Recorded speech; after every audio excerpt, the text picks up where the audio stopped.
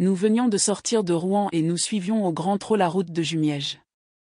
La légère voiture filait, traversant les prairies, puis le cheval se mit au pas pour monter la côte de Canteleu. C'est là un des horizons les plus magnifiques qui soient au monde. Derrière nous Rouen, la ville aux églises, aux clochers gothiques, travaillés comme des bibelots d'ivoire, en face, Saint-Sevé, le faubourg aux manufactures, qui dresse ses 1000 cheminées fumantes sur le grand ciel vis-à-vis des 1000 clochetons sacrés de la vieille cité. Ici la flèche de la cathédrale, le plus haut sommet des monuments humains, et là-bas, la pompe à feu, de la foudre, sa rivale presque aussi démesurée, et qui passe d'un mètre la plus géante des pyramides d'Égypte. Devant nous la Seine se déroulait, ondulante, semée d'îles, bordée à droite de blanches falaises que couronnait une forêt, à gauche de prairies immenses qu'une autre forêt limitait, là-bas, tout là-bas. De place en place, de grands navires à l'ancre le long des berges du large fleuve. 3 énormes vapeurs s'en allaient, à la queue leu-leu, vers le Havre, et un chapelet de bâtiments, formé d'un 3-mâts, de 2 goélettes et d'un brick, remontait vers Rouen, traîné par un petit remorqueur vomissant un nuage de fumée noire. Mon compagnon, né dans le pays, ne regardait même point ce surprenant paysage, mais il souriait sans cesse, il semblait rire en lui-même. Tout à coup, il éclata. « Ah ! Vous allez voir quelque chose de drôle, la chapelle au Père Mathieu. Ça, c'est du Nanan, mon bon. » Je le regardai d'un œil étonné. Il reprit, « Je vais vous faire sentir un fumet de Normandie qui vous restera dans le nez.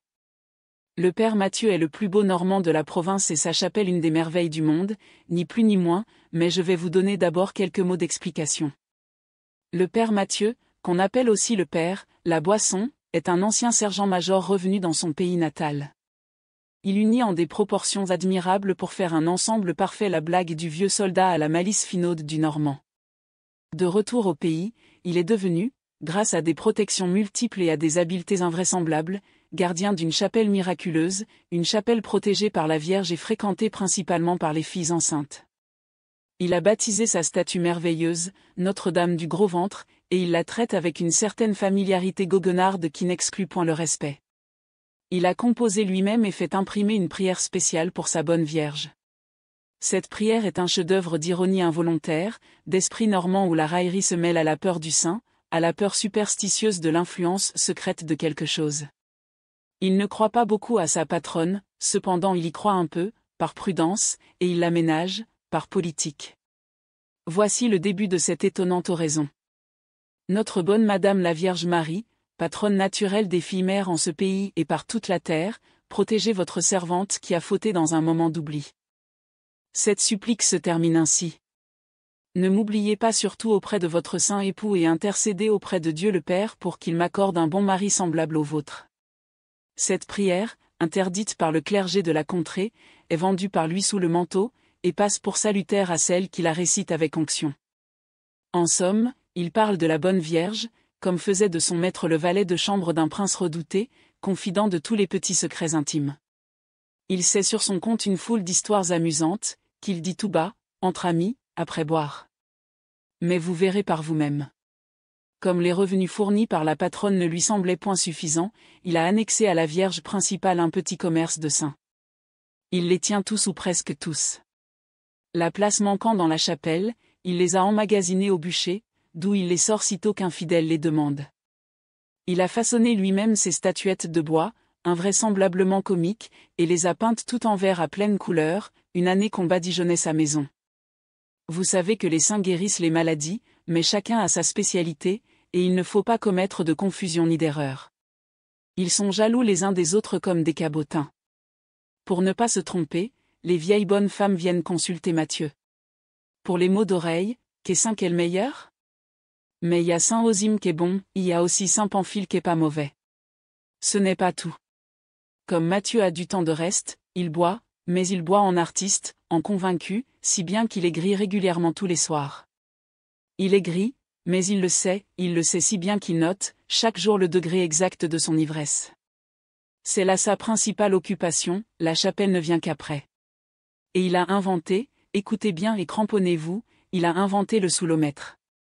L'instrument n'existe pas, mais les observations de Matthieu sont aussi précises que celles d'un mathématicien.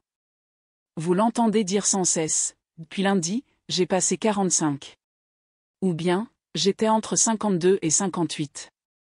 Ou bien, j'en avais bien 66 à 70. Ou bien, cré coquin, je me croyais dans les 50, là que j'aime aperçoit que j'y étais dans les 75. Jamais il ne se trompe. Il affirme n'avoir pas atteint le mètre, mais comme il avoue que ses observations cessent d'être précises quand il a passé 90, on ne peut se fier absolument à son affirmation. Quand Mathieu reconnaît avoir passé 90, soyez tranquille, il était crânement gris. Dans ces occasions-là, sa femme, Mélie, une autre merveille, se met en des colères folles. Elle l'attend sur sa porte, quand il rentre, et elle hurle « Te voilà, salaud, cochon, bougre d'ivrogne !» Alors Mathieu, qui ne rit plus, se campe en face d'elle, et, d'un ton sévère, « Tais-toi, Mélie, c'est pas le moment de causer. Attends à demain. » Si elle continue à vociférer, il s'approche, la voix tremblante, « Gueule plus, je suis dans les 90, je ne mesure plus, je vais cogner, prends garde. » Alors, Mélie bat en retraite. Si elle veut, le lendemain, revenir sur ce sujet, il lui rit au nez et répond « Allons, allons. Assez causé, c'est passé. Tant que j'aurai pas atteint le mètre, y a pas de mal. Mais, si je passe le mètre, je te permets de me corriger, ma parole. » Nous avions gagné le sommet de la côte. La route s'enfonçait dans l'admirable forêt de Roumare. L'automne merveilleux, mêlait son or et sa pourpre aux dernières verdures restées vives, comme si des gouttes de soleil fondu avaient coulé du ciel dans l'épaisseur des bois. On traversa Duclair, puis, au lieu de continuer sur Jumièges, mon ami tourna vers la gauche, et, prenant un chemin de traverse, s'enfonça dans le taillis. Et bientôt, du sommet d'une grande côte nous découvrions de nouveau la magnifique vallée de la Seine et le fleuve tortueux s'allongeant à nos pieds. Sur la droite, un tout petit bâtiment couvert d'ardoises et surmonté d'un clocher haut comme une ombrelle s'adossait contre une jolie maison aux persiennes vertes, toute vêtue de chèvrefeuilles et de rosiers. Une grosse voix cria « V'là des amis !» Et Mathieu parut sur le seuil. C'était un homme de 60 ans, maigre, portant la barbiche et de longues moustaches blanches. Mon compagnon lui serra la main, me présenta, et Mathieu nous fit entrer dans une fraîche cuisine qui lui servait aussi de salle. Il disait « Moi, monsieur, je n'ai pas d'appartement distingué. J'aime bien à ne point m'éloigner du fricot. Les casseroles, voyez-vous, ça tient compagnie. » Puis, se tournant vers mon ami. « Pourquoi venez-vous un jeudi? Vous savez bien que c'est jour de consultation de ma patronne. Je peux pas sortir cet après-midi. » Et, courant à la porte, il poussa un effroyable beuglement, Mélieux, qui dut faire lever la tête aux matelots des navires qui descendaient ou remontaient le fleuve, là-bas, tout au fond de la creuse vallée. Mélie ne répondit point. Alors Mathieu cligna de l'œil avec malice. « Ah, n'est pas contente après moi, voyez-vous, parce qu'hier je me suis trouvé dans les 90. » Mon voisin se mit à rire. « Dans les 90, Mathieu. Comment avez-vous fait? » Mathieu répondit. « Je vas vous dire. J'en ai trouvé, l'an dernier, qu'un rasière de pommes d'abricot. Il n'y en a plus, mais, pour faire du cidre, il n'y a que ça. Donc j'en fis une pièce que je mis hier en Perse. Pour du nectar, c'est du nectar, vous m'en direz des nouvelles. J'avais ici Polyte, je nous mettons à boire un coup, et puis encore un coup, sans se rassasier, on en boirait jusqu'à demain, si bien que, de coup en coup, je me sens une fraîcheur dans l'estomac. Je dis à Polyte, si on buvait un verre de fine pour se réchauffer. Y consent. Mais cette fine, ça vous met le feu dans le corps, si bien qu'il a fallu y revenir au cidre. Mais v'là que de fraîcheur en chaleur et de chaleur en fraîcheur, je m'aperçois que je suis dans les 90. Polyte était pas loin du maître. La porte s'ouvrit. Mélie parut, et tout de suite avant de nous avoir dit bonjour. Cré cochon, vous aviez bien le maître tous les deux. Alors Mathieu se fâcha, dis pas ça, Mélie, dis pas ça, j'ai jamais été au maître. On nous fit un déjeuner exquis, devant la porte, sous 2 tilleuls, à côté de la petite chapelle de Notre-Dame du Gros-Ventre, et en face de l'immense paysage. Et Mathieu nous raconta, avec raillerie mêlée de crédulité inattendue, d'invraisemblables histoires de miracles. Nous avions bu beaucoup de cidre adorable, piquant et sucré, frais et grisant, qu'il préférait à tous les liquides, et nous fumions nos pipes, à cheval sur nos chaises, quand 2 bonnes femmes se présentèrent. Elles étaient vieilles, sèches, courbées. Après avoir salué, elles demandèrent Saint-Blanc. Mathieu cligna de l'œil vers nous et répondit. Je vas vous donner ça. Et il disparut dans son bûcher. Il y resta bien 5 minutes, puis il revint avec une figure consternée. Il levait les bras. Je sais pas où qu'il est, je le trouve plus, je suis pourtant sûr que je l'avais. Alors, faisant de ses mains un porte-voix, il mugit de nouveau, Mélieu. Du fond de la cour sa femme répondit. Qu'est-ce a? Où-ce qu'il est Saint-Blanc? Je le trouve plus dans le bûcher. Alors, Mélie jeta cette explication.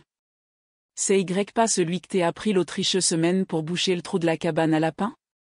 Mathieu tressaillit, nom d'un tonnerre, ça se peut bien. Alors il dit aux femmes, suivez-moi. Elles suivirent. Nous en fîmes autant, malades de rires étouffés. En effet, Saint-Blanc, piqué en terre comme un simple pieu, maculé de boue et d'ordures, servait d'angle à la cabane à lapin. Dès qu'elles l'aperçurent, les 2 bonnes femmes tombèrent à genoux, se signèrent et se mirent à murmurer des orémus. Mais Mathieu se précipita, attendez, vous verrez dans la crotte, je vas vous donner une botte de paille. Il alla chercher la paille et leur en fit un prie-dieu. Puis, considérant son sin jeu, et, craignant sans doute un discrédit pour son commerce, il ajouta. Je vas vous le débrouiller un brin. Il prit un seau d'eau, une brosse et se mit à laver vigoureusement le bonhomme de bois, pendant que les 2 vieilles priaient toujours. Puis, quand il eut fini, il ajouta, maintenant il n'y a plus de mal. Et il nous ramena boire un coup. Comme il portait le verre à sa bouche, il s'arrêta, et, d'un air un peu confus, c'est égal, quand j'ai mis Saint-Blanc au lapin, je croyais bien qu'il n'effrait plus d'argent. Il y avait 2 ans qu'on ne le demandait plus. Mais les saints, voyez-vous, ça ne passe jamais. Il but et reprit. Allons, buvons encore un coup. Avec des amis il ne faut pas y aller à moins de 50, et j'en en somme seulement pas à 38.